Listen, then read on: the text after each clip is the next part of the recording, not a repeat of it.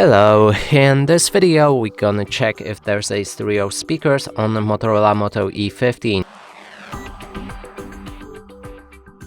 To this, first we'll need to find all of the speakers on this device, and the first one is on the bottom right here.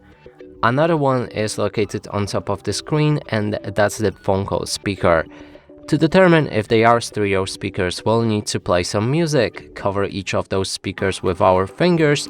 If the sound is coming from both of the sources, that's a stereo speaker. Let's test it out.